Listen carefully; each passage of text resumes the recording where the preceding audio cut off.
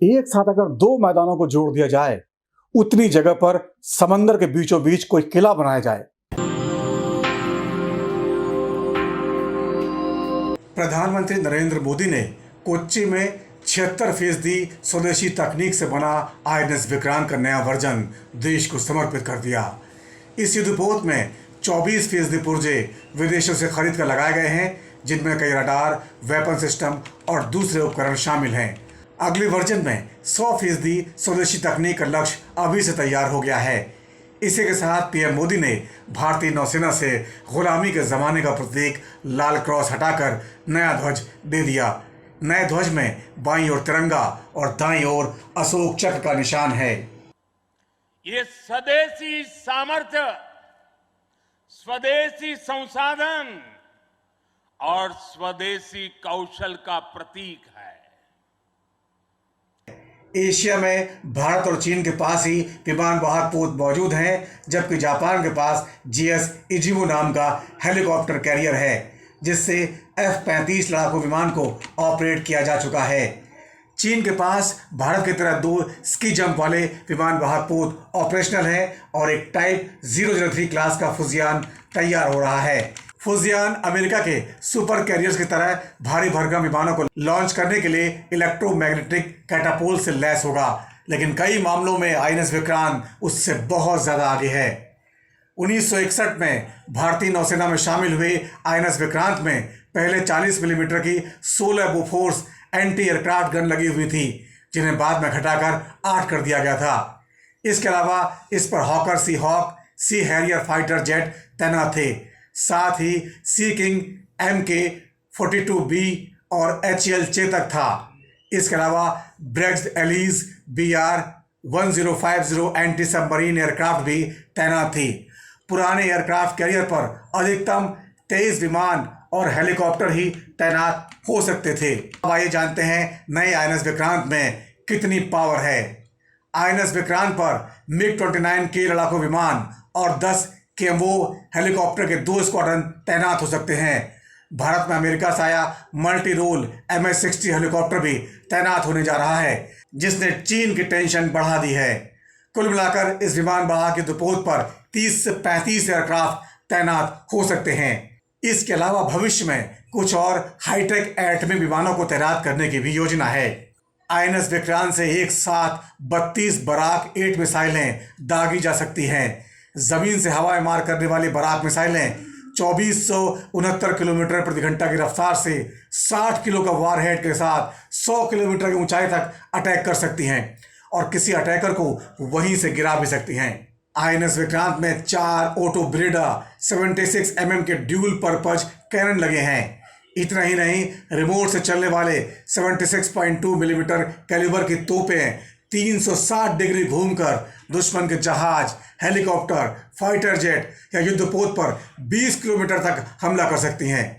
4 AK-630 CIWS point defence system gun लगी है। ये घूमने वाली हैवी मशीन गन होती है जो 10,000 राउंड प्रति मिनट की दर से टारगेट की दिशा में घूम घूम कर फायरिंग करती है।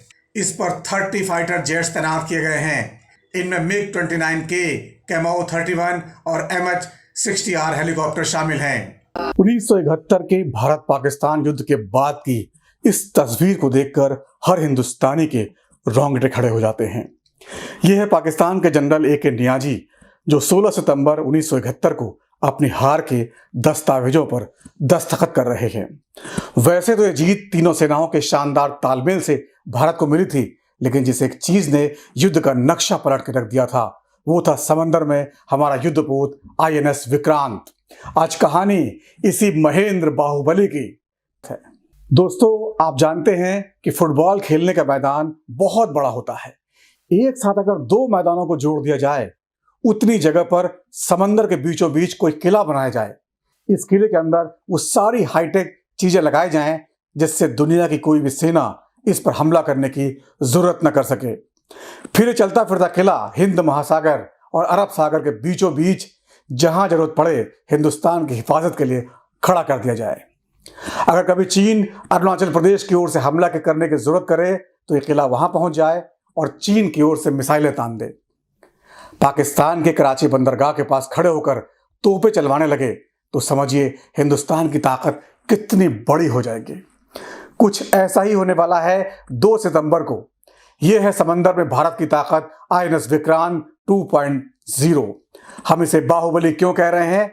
एक आईएनएस विक्रांत भारतीय सेना में पहले था जिसे 1997 में रिटायर कर दिया गया था। उसके बाद अब दूसरा तैयार किया गया है।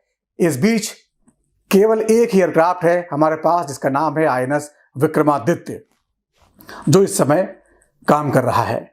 1971 की जंग की बात हुई थी। उस समय आईएनएस विक्रांत ने अपने सी हॉक लड़ाकू विमानों से बांग्लादेश के चिटगांव, कॉक्स बाजार और खुल्ला में दुश्मन के ठिकानों को तबाह कर दिया था। भारतीय सेना ने विमान वाहक पोत के जरिए पाकिस्तानी सेना में इतना खौफ भर दिया था कि उसकी एयरफोर्स ठीक से लड़ भी नहीं पा रही थी।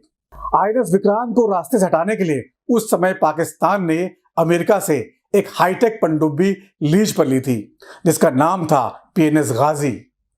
पाकिस्तान ने कटप्पा की तरह पीएनएस गाजी को भेजा ताकि हमारे अमरेंद्र बाहुबली को रास्ते से हटा सके, लेकिन ये फिल्म नहीं, असली कहानी थी। गाजी निपट गया।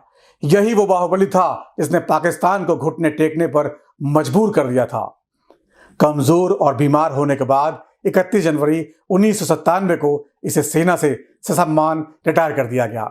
31 जनवरी 1997 को नेवी से रिटायर होने तक 36 सालों में आईएनएस विक्रांत ने देश की बड़ी सेवा की थी, इसलिए रिटायर हुआ तो इसको म्यूजियम में बदलने की बात चली, लेकिन फैसला नहीं हो पाया। बाद में इसे तोड़ दिया गया और बजाज कंपनी ने इसका स्टील खरीद लिया।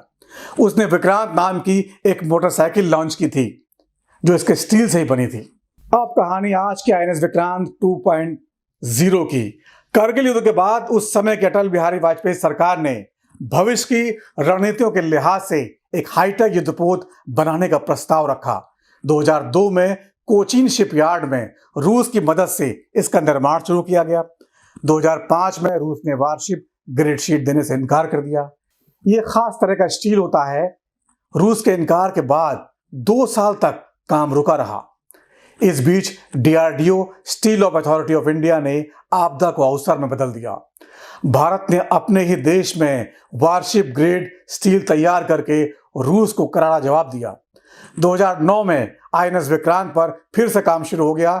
2011 तक इसका ढांचा बनकर तैयार कर दिया गया। 12 अगस्त 2019 में इसे बेसिन ट्रायल के लिए लॉन्च किया गया। 2020 तक इसके बेसिन ट्रायल्स पूरे हो गए। 4 अगस्त 2021 को इसे पहली बार समंदर में उतारा गया और 2022 तक इसके सी ट्रायल्स होते रहे। अब ये पूरी तरह तैयार है और हम कह सकते हैं कि भारतीय नेवी में इसका बेटा आ रहा है, महेंद्र बाहुबली। 2 सितंबर 2022 को प्रधानमंत्री मोदी इसे राष्ट्र को समर्पित करेंगे। 2023 की गर्मियों तक ये पूरी तरह ऑपरेशनल हो जाएगा। अब जान लीजिए इसकी इतनी चर्चा क्यों हो रही है। सबसे खास बात यह है कि ये 76% स्वदेशी है, यानी इसमें लगी तकनीक और सामान अपने ही देश में तैयार हुआ है। इसके साथ ही भारत उन गिने चुने देशों में शामिल हो गया जो ऐसी तकनीक में महारत हासिल रखते हैं। इसको बनाने में 500 से ज्यादा भारतीय कंपनियों ने अपना योगदान दिया है। टाटा एडवांस सिस्टम ने इसका कॉम्पैक्ट मैनेजमेंट सिस्टम तैयार किया है जो बहुत महत्वपूर्ण होता है। 13 साल में केवल 20,000 करोड़ रुपए में बना इतना शानदार स्वदेशी एयरक्राफ्ट बनकर तैयार हो चुका है कि पूरी दुनिया हैरान है। ये हर भारतवासी के लिए गर्व की बात है। एयरक्राफ्ट कैरियर को समंदर में चलता फिरता शहर कह सकते हैं, जहां से लड़ाकू विमान उड़ान भरते हैं और देश की हिफाजत करते हैं। चूंकि लड़ाकू विमान में ईंधन की खपत बहुत ज्यादा होती है, इसलिए वो एक ही बार में लंबी दूरी तय नहीं कर सकते। ऐसे में समंदर के बीचों बीच उनमें ईंधन भरकर उनको हमला करने के लिए भेजा जा सकता है। आमतौर पर डेक पर जहाजों के टेक ऑफ के लिए 3000 मीटर की एयर स्ट्रिप बनाई जाती है। दुनिया में आम है, लेकिन यह काम इस जहाज पर केवल 200 मीटर में हो जाएगा। इसके लिए खास टेक्निक का इस्तेमाल किया गया है। पहले आईएनएस विक्रांत और आईएनएस विराट के रिटायरमेंट के बाद अभी तक भारत के पास केवल एक युद्धपोत है, आईएनएस विक्रमादित्य, जिसे यूक्रेन से खरीदा गया था। अब दूसरा आ रहा है और भविष्य में कई एयरक्राफ्ट तैयार होंगे जो कि हम स्वदेश में ही इसे बनाने लगे हैं। इससे देश की सभी समुद्री सीमाओं की रक्षा की जा सकेगी। अब जान लीजिए पहली बार भारत में युद्धपोत कैसे और कब आया था, क्या है इसकी कहानी। भारत जब आज़ाद हुआ था तब देश की नेवी उतनी मजबूत नहीं थी। उसको ताकत देने के लिए साल 1961 में नेहरू सरकार ने एक विमान वाहक पोत खरीदा। ब्रिटेन में इसका नाम HMS यानी हर मजेस्टी शिप हरकुलस था। यह ब्रिटेन के मजेस्टिक क्लास का पोत था जिसे साल 1945 में ब्रिटिश नौसेना की सेवा में शामिल करने के लिए तैयार किया गया था। जहाज को युद्ध में भेजा था, इससे पहले ही सेकेंड वर्ल्ड वॉर खत्म हो गया। फिर साल 1957 में इसे भारतीय नौसेना को बेच दिया गया। आयरिश, हारलैंड और वुल्फ शिपयार्ड में भारत के हिसाब से इसमें बदलाव किए गए थे और 4 मार्च 1961 को इसको भारतीय नौसेना में शामिल कर लिया गया। उस समय इसका नाम था INS विजय लक्ष्मी पंडित, लेकिन बाद में इसका नाम INS विक्रांत कर दिया गया, जिसका मतलब होता है अपराजेय। इस पोत को 2 महावीर चक्र और 12 वीर चक्र मिल चुके हैं। अब INS विक्रांत का जो नया वर्जन आ रहा है, समझ लीजिए वो इतना हाईटेक, इतना जबरदस्त है। अब इसकी उन खूबियों के बारे में समझ लीजिए जिसने चीन और पाकिस्तान को डरा दिया है। ये पोत 262 मीटर लंबा और 62 मीटर चौड़ा है।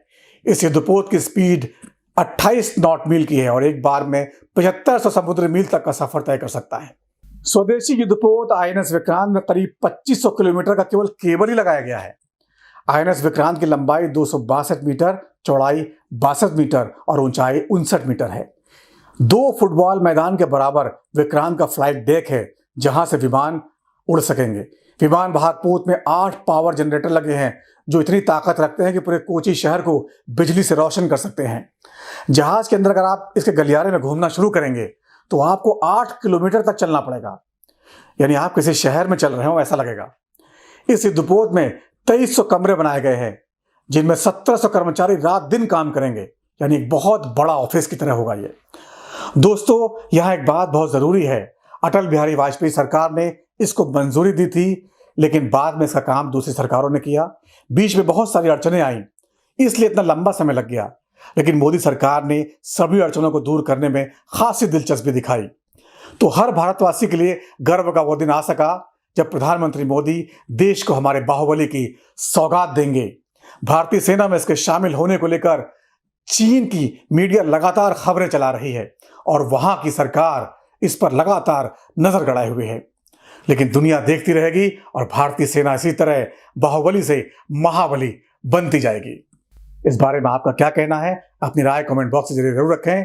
हमारे चैनल को देखने और सब्सक्राइब करने के लिए आपका बहुत बहुत शुक्रिया।